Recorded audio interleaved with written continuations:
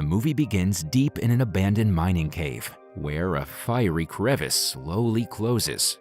A small dragon, guided by a blue ray of light, escapes the cave and blasts its way through the barricades with its fiery breath. It soars above the dense forest and makes its way towards the small town of Kajedli, which is gearing up for Christmas. In the next scene, we see a kid, Mortimer Olsen, making a video for his YouTube channel. Mortimer is a nerdy boy who likes to study and is currently trying to grow his YouTube channel. He attempts to eat a can of the Norwegian rakfisk to pull in the likes and comments. But despite trying to act cool for the camera, he eventually throws up. Seeing how much time Mortimer is investing in his YouTube channel, his mother is worried. Outside on the streets, we see a young, green-eyed girl hiding from police cars. After breaking into a random home, she discovers that the residents have left for Thailand for Christmas. She has no friends or family and is accompanied only by her gnome dolls. At the local school, police officer Matthäus interrupts Mortimer's class. He shows the students a photo of the green-eyed girl and tells them to report to the police if they see her. He reveals that the girl has been breaking into homes and stealing toys. One of the students reports that her small clay flute was also stolen from her home. After a while, Mortimer tries to ask the officer a few questions about the girl for his YouTube channel. However, the officer seizes his phone and tells him not to record a policeman on duty. After asking his name, he gives the phone back and leaves. This humiliates the poor boy in front of the entire class, and they make fun of his YouTube channel. After school, Mortimer makes his way to the principal's office. The principal turns out to be none other than his father.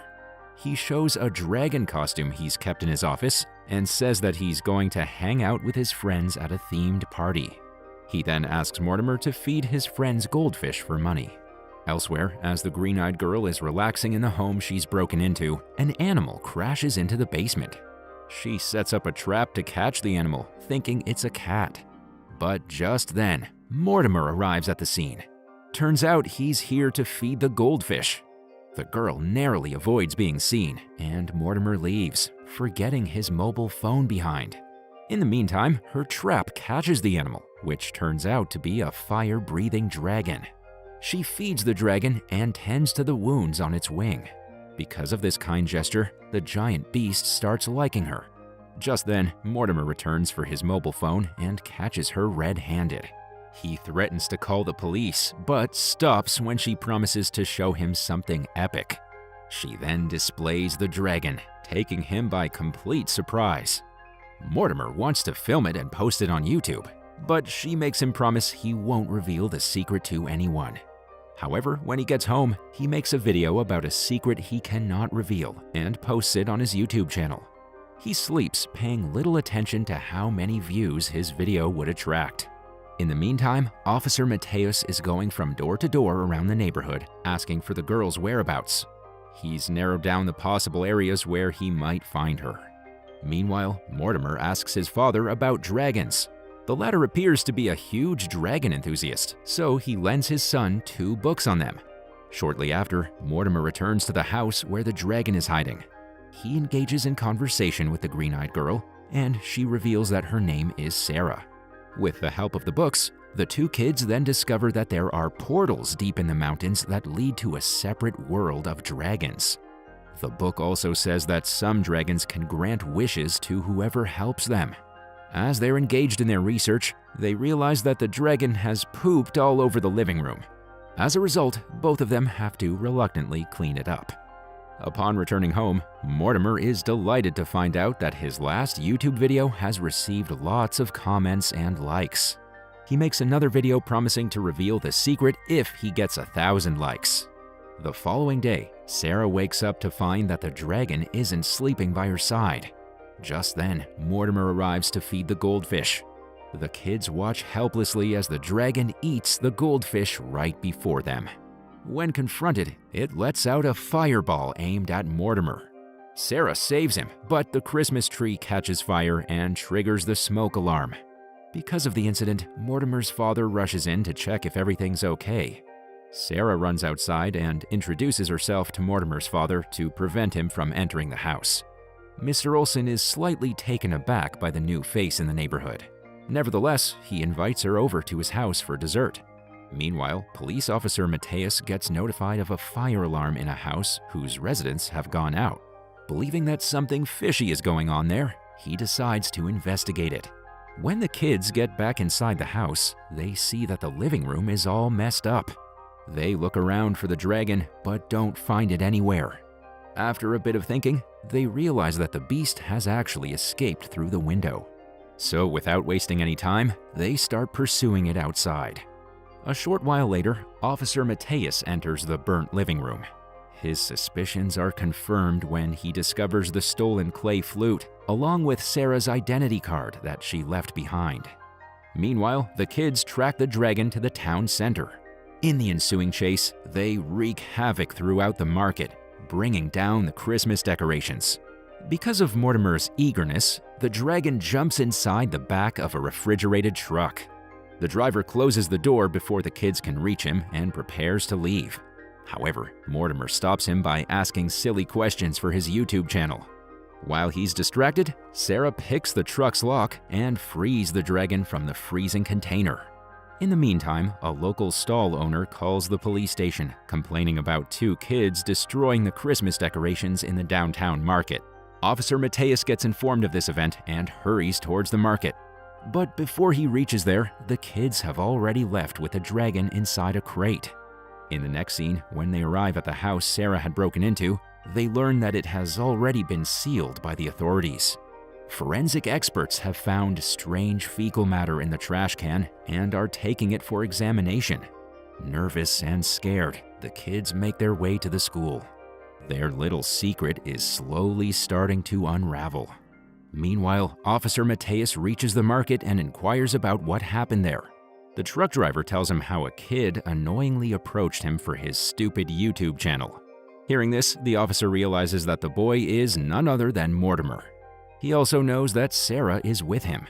Back at school, Sara reveals that she is a refugee fleeing from the police because she doesn't want to be deported back to her home country. She knows that she and the dragon aren't safe at school.